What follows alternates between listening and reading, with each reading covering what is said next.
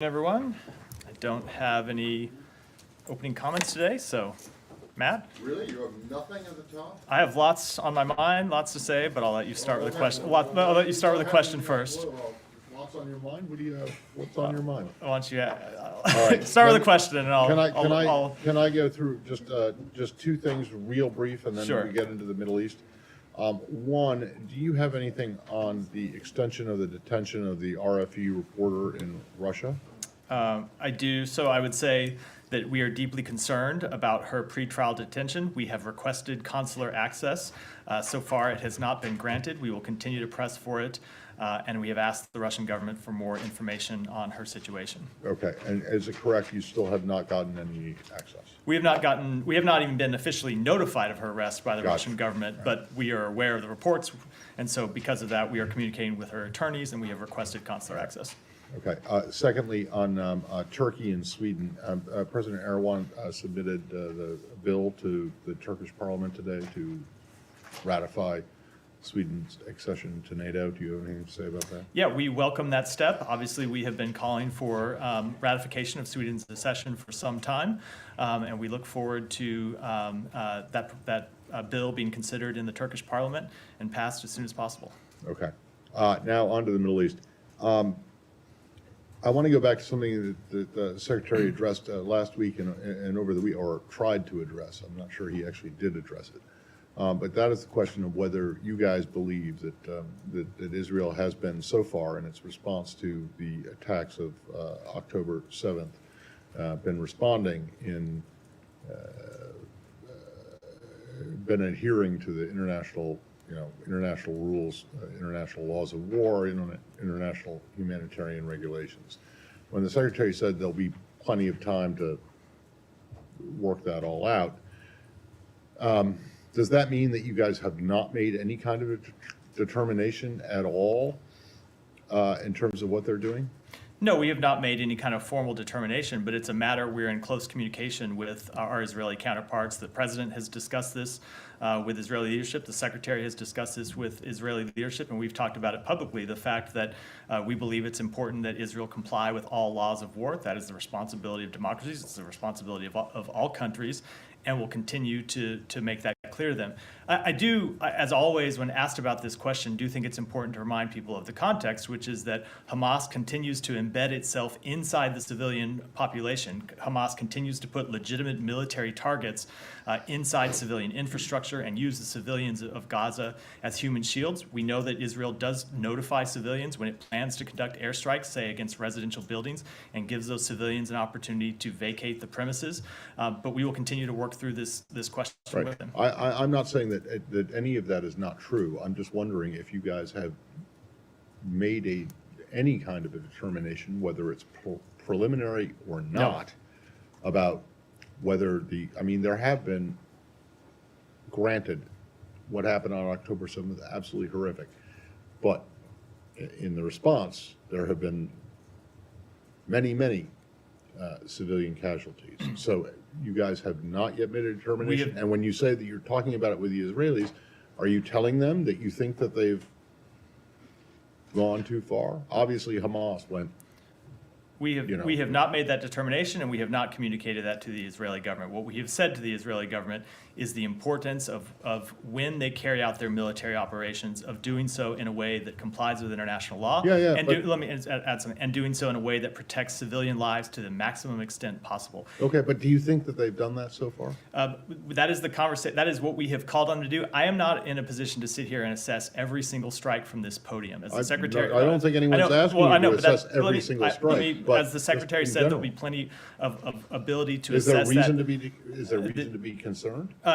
Obviously, there is reason to be concerned every time there's a civilian death. We mourn the loss of every civilian death, whether it be a Palestinian civilian or whether it be an Israeli civilian. But again, you have to look at these strikes and you have to look at their operations in the context that I just said, where you have legitimate military targets that are embedded in civilian infrastructure. So it is a very extremely unfortunate byproduct of this campaign that there are civilians that are unfortunately harmed and civilians that are killed, which is why we're working to establish areas inside Gaza where civilians can be safe from harm. All right, understood.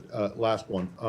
In terms of the release of hostages, It is correct, right, that you guys are still working with the Qataris, the Egyptians, the Turks, the Israelis, whoever, to get more of the hostages out. Is there any update you can provide us on that? There's no update I can provide. I will say that from the opening hours or the immediate aftermath of the terrorist attacks of October 7th, one of the top priorities for the United States government, one of the top priorities for Secretary Blinken has been to secure the release of all hostages held inside Gaza. It was one of the as you remember, as you were on the Secretary's recent trip through the region, it was something he raised in every one of his meetings, most particularly in his meeting with Qatari counterparts, and it's something he's continued to raise. He spoke with the Prime Minister of Qatar yesterday to thank him for his help, for Qatar's help in securing the release of 2 hostages on Friday. And it continues to be one of our top priorities to secure the release of other hostages. As for any details, we don't, because of the delicate and very sensitive nature of this entire issue, we don't find it productive to our objective to secure the release to talk about it, talk about the details publicly, but it is something we are actively working on. Thank you. Can I get a follow-up on that? I'll go to Humera and then.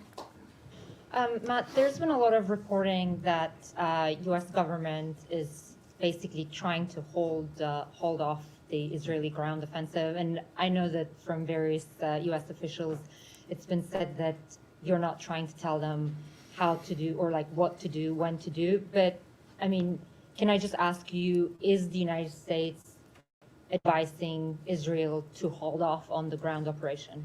I'm not going to get into the details of our private conversations with the Israeli government, with the Israeli leadership. What I'll say, in all of our conversations, we continue to talk to them about the importance of having meaningful goals, meaningful objectives, and a plan to achieve those objectives. We've been engaging at a number of levels. The Pentagon has been engaging in military-to-military channels about what their operations might look like. But beyond that, I wouldn't want to go into details other than to say that ultimately these are decisions that Israel has to make. Right, but you can't also deny that that's not what you're doing either. I don't want to say anything other than what I just said Right. about our Do private you know? conversations. Do you know, based on the intense conversations that the Secretary has had and President Biden has had, do you know if Israel is ready to go ahead with its ground offensive? Again, those are decisions that Israel has to make for itself. They are the country that suffered this brutal terrorist attack and is suffering ongoing terrorist attacks from Gaza. Rockets continue to launch from Gaza, targeting Israeli civilians. So these are decisions that they have to make. We are in close consultation with them, but I don't want to speak to those private conversations. Can I just follow up quickly? Go, Sean. I'll work around. Go Just ahead, briefly, Sean. tied to that, Joseph Borrell, the EU foreign policy chief, said that he expects EU leaders to work toward a call for a humanitarian pause in what's happening in Gaza to bring in some aid. Is the United States in conversations with the Europeans about that? Would the United States support such a call? We are in conversations with the Europeans about this question of getting humanitarian aid in, and we are in conversations with the government of Israel and the government of Egypt about how best to get humanitarian aid in. But I think with this question, whether you call it a pause or whether you call it a ceasefire, you have to think about what that would mean in this context when Israel has suffered this terrorist attack and Israel continues to suffer ongoing terrorist attacks. There are rockets, as I said a moment ago, that continue to be launched from Gaza targeting Israel. Any ceasefire would give Hamas the ability to rest, to refit, and to get ready to continue launching terrorist attacks against Israel. You can understand perfectly clearly why that's an intolerable situation for Israel, as it would be an intolerable situation for any country that has suffered such a brutal terrorist attack and continues to see the terrorist threat right on its borders. So what we will continue to do with respect to this question is focus on getting humanitarian assistance in to Gaza. We've seen deliveries go in for the past 3 days, and our special envoy on the ground, David Satterfield, is working intensively to establish ongoing mechanisms for the delivery of humanitarian assistance, and we're working to establish places where civilians can be safe from harm inside Gaza. And has that been communicated to the Europeans as they discuss? We have had those conversations in all of our diplomatic conversations. I think we've been pretty clear about our policy. Go ahead, Jen. Thanks, Matt. On the hostages who were released last week, do you have any updates on how they're doing, their status? Will they be coming back to the United States? In terms of both their medical status or what their travel situation might be, I will let them speak to that. I don't think it should be the position or the business of the United States government to speak to what private individual citizens have to do. I will say that the secretary had the chance to speak to them on Saturday, found them to be in good condition, in good spirits in his conversation. As to whether they intend to stay or travel back, I'll let them speak to that. And then on the Rafah crossing negotiations, where is Satterfield right now? Last I checked, I guess it's around 8:30 Israel time, he is in Israel. He has been involved, as I said, in conversations with the government of Israel and with the government of Egypt about trying to effectuate two things. Number one, to get sustained aid into Gaza through Rafah. We saw the first convoy of trucks go on Saturday. We saw a second convoy of trucks go on Sunday. There was a third convoy that went in today, and he's been working on a sustained delivery mechanism. I said with the government of Israel and the government of Egypt. I should have also mentioned with the United Nations to ensure that humanitarian aid continue to flow in. And then at the same time, he's been working with those two governments and with the UN to ensure that the U.S. civilians who are in Rafah, or who are in Gaza, who are stuck there, as well as other foreign nationals, can come out through the Rafah crossing. And then lastly, on these uptick in Houthi attacks towards Israel, do you see them as actually targeting Israel, and do you see Iran as directing these attacks or just facilitating them? So I don't want to speak to assessment of what they might be targeting. I'll leave it to the Pentagon to offer any assessments that they have on that question. I will say that we are concerned about an increase in attacks by Iranian proxies in the region, whether they be targeting U.S. interests or whether they be targeting other interests in the region. We hold Iran accountable for those attacks. And as the secretary said yesterday when he was interviewed, it's something that we are preparing for and are ready to respond to if necessary. So you see Iran as directing these? I didn't say they're directing. Whether they're directing them or not, these are militias that they have sponsored and they are responsible for them. Go ahead. I'll come to you, Said. Don't. I wanted Go to ahead. clarify on your answer to Matt about the assessment or not assessment of compliance with international law. Are you saying that without making a legal determination, you're basically assuming that when the Israelis strike in Gaza, they're hitting military targets, even though they've essentially destroyed Gaza City with their almost unprecedented airstrike campaign? Yes. I'm going to use my own words, and I can restate them. But the words I used, which are, you have to remember the context in which Israel is carrying out those strikes, and that is against an opponent, a terrorist organization that has embedded its infrastructure inside civilian buildings, in schools, in hospitals, under hospitals, inside residential apartment buildings. So Israel has a legitimate right to carry out military obligation targeting a foreign terrorist organization. It should do that in a way that minimizes to the maximum extent possible civilian harm, and that's what we've made clear to them. Go ahead. Follow up on Qatar. Is the U.S. hoping that Qatar is going to play a role in releasing further hostages?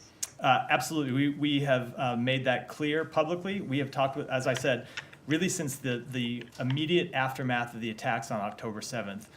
One of the first calls the secretary made was to the Prime Minister of Qatar.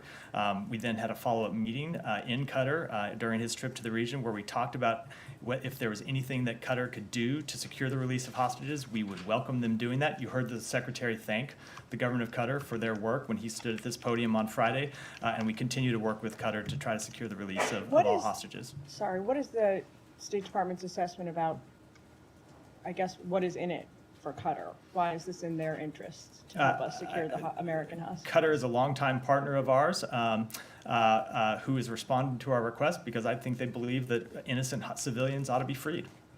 One last question, if I may. Tomorrow, what is the Secretary hoping to see happen at the UN tomorrow?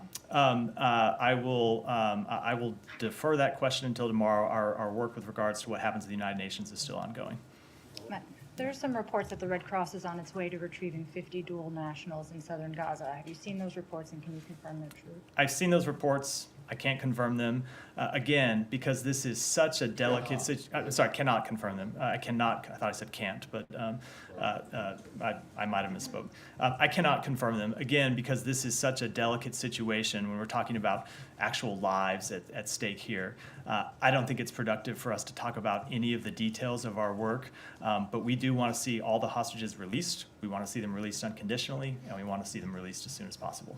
I understand all of those things, including the delicacies surrounding the discussions, but what can you say about what Hamas may be getting for the release of these hostages? Can you confirm, first of all, that they're making specific demands for their release? As far as I'm aware, Hamas is not getting anything in return for the release of these hostages. No safe haven, no money, no prisoner exchanges. They're No, doing it. no. We have not released any prisoners. The governor of Israel has not released any prisoners. I'm not aware of any intention to release any prisoners. We have called on Hamas to do this because they should not be holding innocent civilians hostage, not just men, but women, children, elderly people. And we've impressed upon all of our partners who have relationships with Hamas or have influence with Hamas that they should use that influence to the maximum extent possible to press for the release of all these So hostages. to be clear, you're not aware that Hamas is getting anything via third parties or anybody else in exchange for the release of the hostages No. today? No. Over the weekend, Secretary Blinken said that Hamas was blocking the exit of American citizens in Gaza through Rafah. What leverage does the U.S. have? First of all, are there conversations going on with Hamas about securing the release of those American citizens in Gaza? So let me back up and say explain what it is that happened, and I'll get to the question. So Rafah Gate opened for the first time on Saturday to allow the delivery of humanitarian assistance in. There were a number of civilians, some American citizens, but I think also other civilians, foreign nationals of other countries, who came to the Gaza side of the Rafah crossing to attempt to get out. We were in conversation with the government of Egypt, as we have been for some time, about being able to process those American citizens if they were able to get through the Gaza side and to the Egyptian side of the crossing. None of them were able to because the reports we were given on the ground is that Hamas was there blocking anyone from coming through the gate from the Gaza side out to the Egyptian side. So we are not in direct conversation with Hamas, but we have been sending messages to Hamas through a number of partners. I think I'll leave it at that, that we do want to see American citizens able to leave through the Rafah crossing. Is that through the Qataris or somebody else? I don't want to get into the details of it. Okay, is there any expectation that you might see movement on that front? I don't want to say an expectation, but it is our very sincere hope that they would be able to leave in the coming days. It's something that Ambassador Satterfield is working intensively on. As I said, he's working to get aid going in through the Rafah crossing and American citizens and other foreign nationals coming out. I have questions on other topics. Okay, go ahead. Coming back to Rafah, yes, the third convoy has gone in. Israeli officials have noted, other publications have noted that you need upwards of 1,100 truck deliveries per week. Is the U.S. expecting that the pace of aid delivery is going to ramp up? I have a couple of follow-ups. We are working on a sustained mechanism to ensure that aid comes through the Rafah crossing consistently.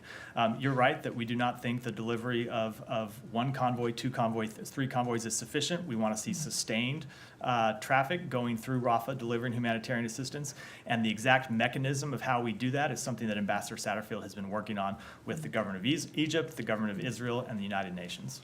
Haaretz is reporting that Hamas Who is Haaretz. Okay. Is reporting that Hamas wants to see fuel deliveries coming in.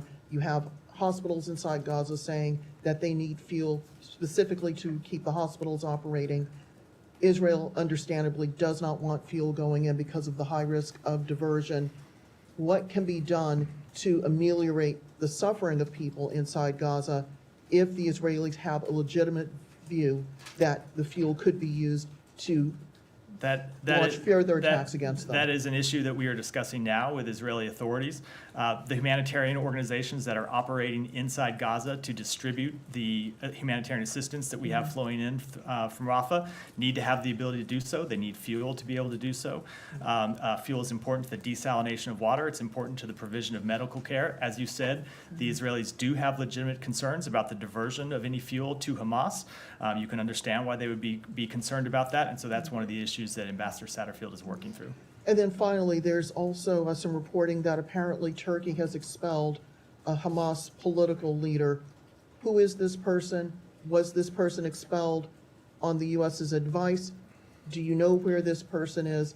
You know, how significant is this? I've seen those reports. I don't have any information about them at this time. Thank you. Thank you, Matt.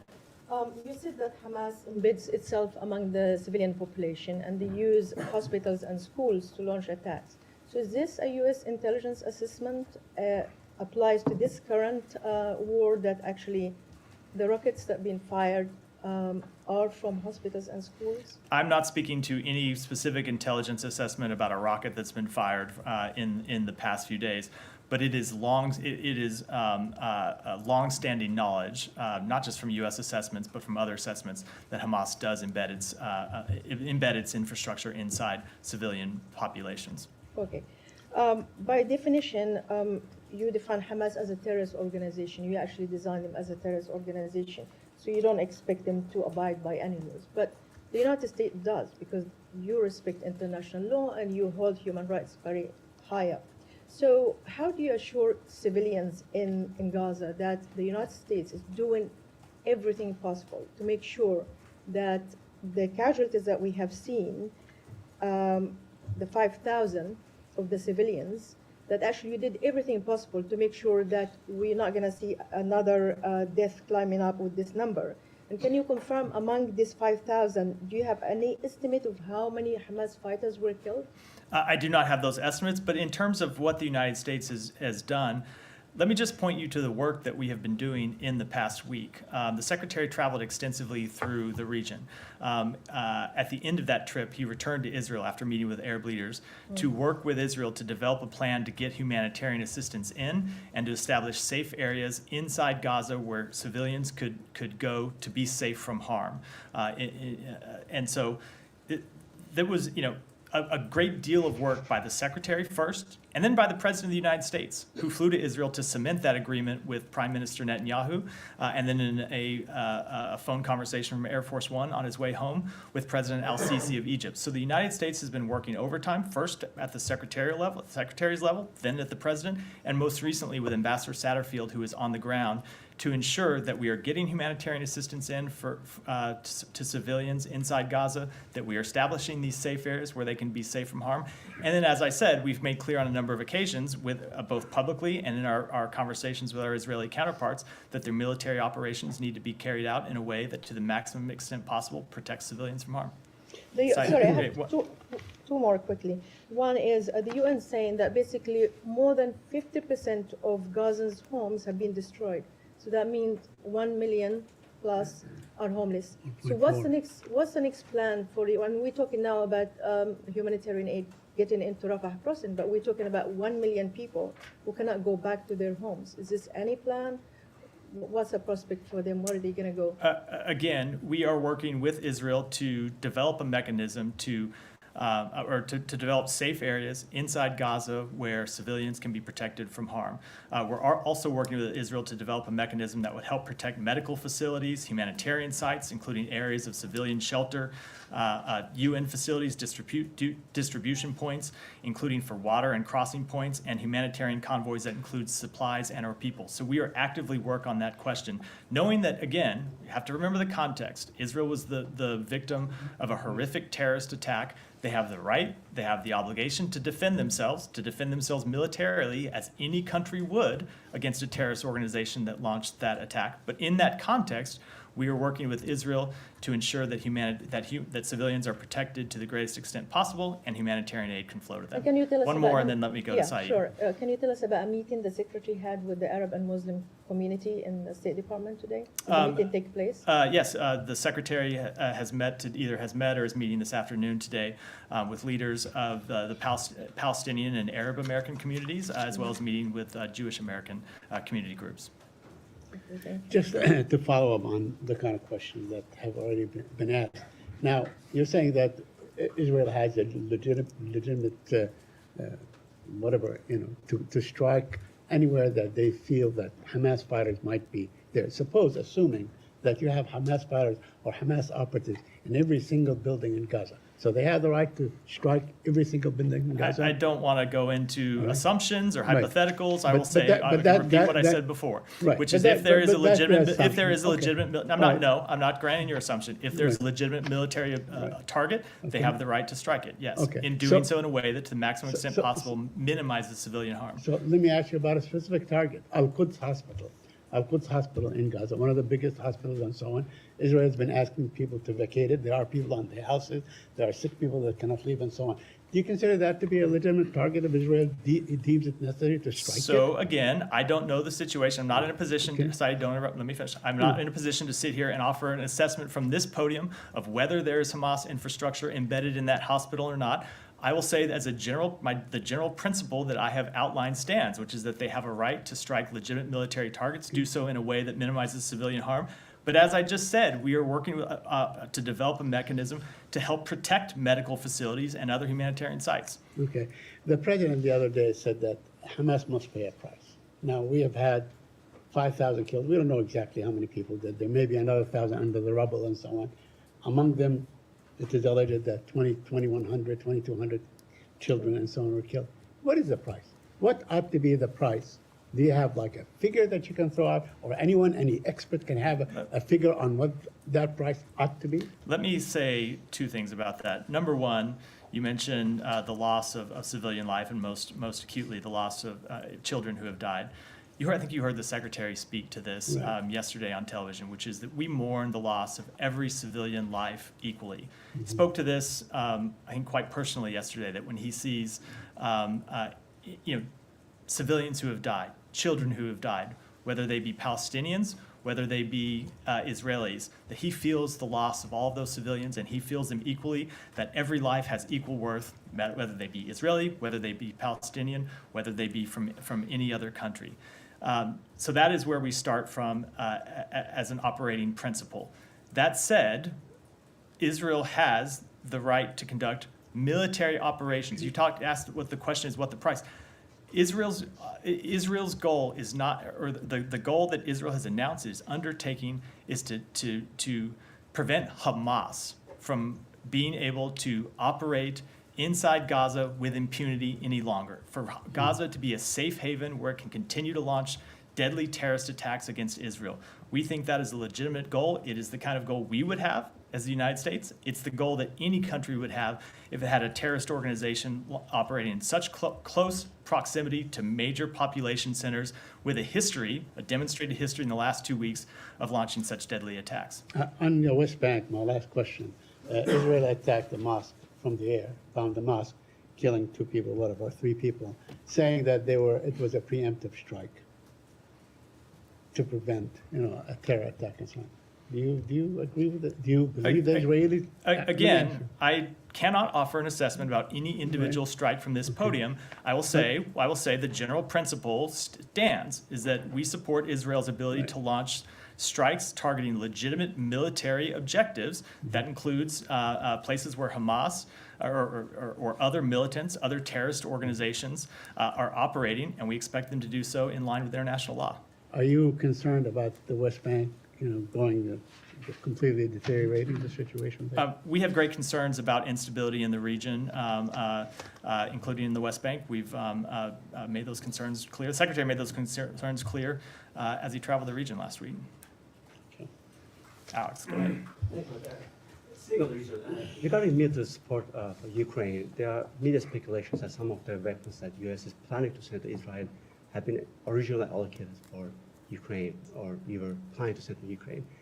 Is there any validity to those concerns? And anything you can say about that? So I can't speak to individual weapon systems before we've announced what we're providing to Israel as a result of its request, and of course with specific drawdown packages that we will make to Ukraine in the future. I will say as a general principle, there is very little overlap between what Israel has requested and what it needs, and what Ukraine has requested and what it needs. And to the extent there is any overlap, we are going to work as hard as we can to make sure that we can supply both countries what it needs to defend itself. But as the president made clear last week, that also means that we need Congress to act to pass the supplemental request that we have sent up. Thank you. Separate topic. Iran today is hosting 5 nation summit. Do you have any reaction to the summit, any expectation? As you know, Turkey and Russia are part of it, and also they are discussing Armenia, Azerbaijan. Any comment on that? With respect to the Armenia-Azerbaijan question of it, we welcome any good faith engagements that contribute to peace and stability for the people of the South Caucasus, regardless of where those talks happen or who is hosting them. But that being said, we recognize the South Caucasus' delicate geographic position regarding Iran and Russia, but we have not found these countries to be reliable partners Thank you. And my final to question- understate matters. Thanks very much. My final question, just to go back to original question Matt asked about RFL reporter. Can you give us a little bit sense of the communication channels you have used so far to reach out to Russians and to ask for details about her arrest? Has the ambassador been invited? I'm not going to say specifically, but they have been channels from our embassy in Moscow Do you have any to the dead- Russian government. Thank you. Do you have a deadline on the Russians? You know, this is about a U.S. citizen, a mother of two, and who actually, by the way, went to Russia. We obviously want to see consular access granted as soon as possible. Constitutional action in Russia does not impact you. I wouldn't want to preview any steps we would take. There is an action on any other. Again, I never want to preview any steps we take before we might take them. Thank you. Go ahead, Elizabeth. Just to check on the up to 600 Americans in Gaza, how many have notified the State Department that they want to depart, or is it your understanding that at least a majority want to leave? I don't have an exact number. It's a subset of that number that has been in contact with us with requesting information. We have supplied information to some of those. There have been periods where we thought Rafah might open and it might be possible for United States citizens to transit out of Gaza through Rafah. We provided to them. What number of the American citizens who have requested information for us at any given time actually want to leave? We're supplying information to everyone who, because in this situation, this isn't a situation, say for example, where we're providing charter flights out, where we know, X person wants to get on the charter flight at this date. It's a much more fluid situation. So we have a list of Americans who have registered with us, and when we have any information about the possibility of transiting outside of Gaza, we're providing it to all of them. Okay, and then given the Israeli concerns about the fuel being repurposed for military activities, have you seen any evidence of Hamas diverting the initial aid deliveries? So we have been in conversation with the United Nations about this. United Nations agencies are the ones who are delivering the humanitarian assistance once it gets into Gaza, and to this date, they have not reported to us any signs of diversion. Go ahead. Thanks, Matthew. Can you confirm that China's Foreign Minister Wang Yi is expected to visit Washington this week? I don't have any announcements to make, but stay tuned. Okay. And will the United States reconsider Qatar's major non-NATO ally status if it fails to deliver on hostage negotiations? Qatar has already been quite productive in helping with the release of 2 hostages. The secretary thanked them for that work. That work is ongoing as it pertains to the other hostages that remain. So we are quite appreciative of the work that they have done, and that work is ongoing. And how is the U.S. and its partners ensuring that none of the aid to Gaza falls in Hamas's hands? Again, the United Nations is responsible for the delivery of humanitarian assistance to civilians inside Gaza once it transits over the Rafah crossing into Gaza. They have another number of mechanisms that they have set up to ensure that it does go to civilians, but they are watching very closely. We are watching very closely to see any signs of diversion to Hamas. As the president has said publicly, if Hamas does divert any of that aid, it would jeopardize the delivery of future tranches of aid. So it is very important that if Hamas really does support the Palestinian civilian population, as it claims to do, that they not divert this aid. And finally, I'm going to work around. Shannon, go ahead. Thanks so much. One more follow-up on the Rafah crossing and the hundreds of Americans that are still in Gaza. Now, does the State Department feel that if Hamas was not blocking these American citizens from leaving, would they be allowed to leave, or is it multifactorial? Is Egypt still holding it up? We do believe that Egypt is ready to process American citizens if they can make it to Egyptian authorities. Hamas just has to stop blocking their exit. And a quick follow to that, does that extend to their immediate family members as well? We are working on trying to get American citizens, their family members, and other foreign nationals out. It is an ongoing conversation and an ongoing process, but that is our goal. And if these Americans are being detained by Hamas, if they're being prevented from leaving, are they in a similar camp as the hostages? Will the State Department reevaluate these cases if they can't leave? So they're in a different situation in that the hostages are being held captive by Hamas, right? They are detained and not allowed to go free. these other American citizens are able to move freely inside Gaza, but have been unable to leave. So we're working to. I'm not trying to. I am not at all trying to minimize the situation, but it's why we are working to get them out of Gaza. It is just factually a different situation than being held under armed guard as a captive. But nevertheless. Do you know that these other people are being held under armed guard? I should. They're not. Yeah, how do you know? They're being. How do you know what the conditions of their captivity is? The hostages. Let me put it this. As opposed to, So I mean, a person who wasn't taken from southern Israel and is in Gaza, but is still not allowed to leave because Hamas is blocking them, as you said. Yeah. Aren't they also under armed? They are being guard? they are I mean, maybe they not are like right next to them. they are but- through force of arms being prevented from leaving Gaza. Okay. Absolutely, it's a deplorable. So- Hold on, it's a deplorable situation. It's why we're working to try and Right. get them out. I'm not trying to minimize the situation at all. I'm just saying factually, it's a different situation than people that were taken hostage out of Israel, dragged into Gaza. And you're right, I can't speak to the specific conditions, but Hamas is a terrorist organization. I don't think they're standing outside their door just.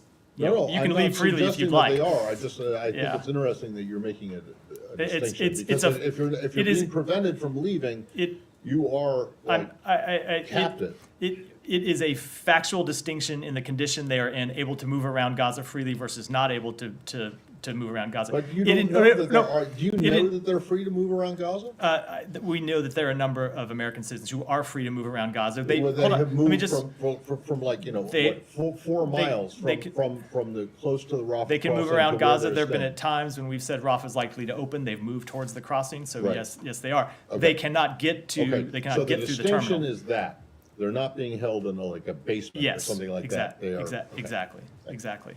Were you finished, Shan? Just Yeah. on the number, do you anticipate the State Department, understanding, of course, that it's a fluid situation, but give at least a ballpark of Americans in Gaza that the State Department is communicating with?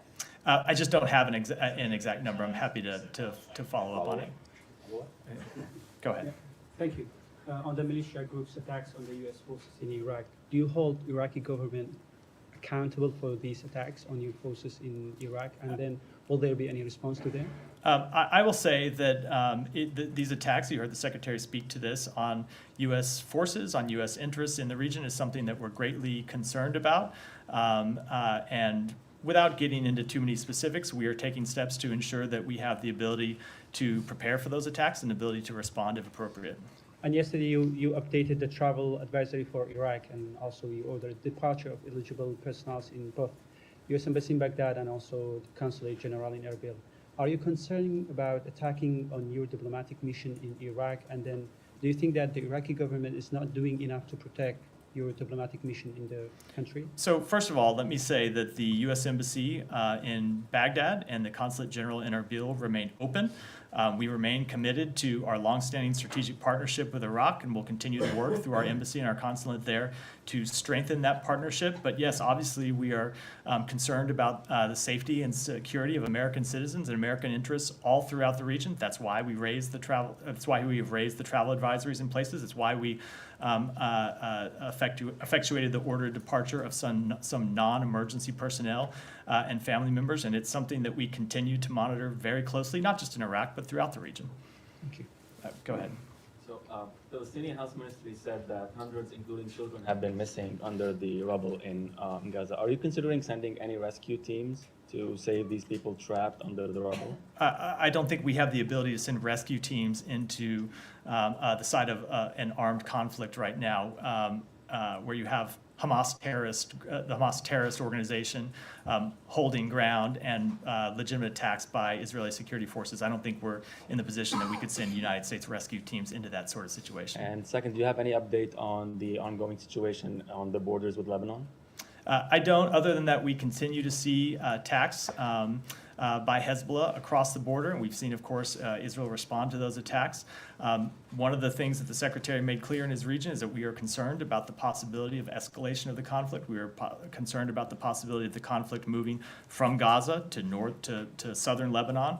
And so that we continue to make very clear our messages to anyone in the region who is hostile to Israel, that if they are considering attacks, they should reconsider them, and that's why the president ordered the deployment of 2 carrier strike groups to the eastern Mediterranean. Go ahead. Thank you, Matt.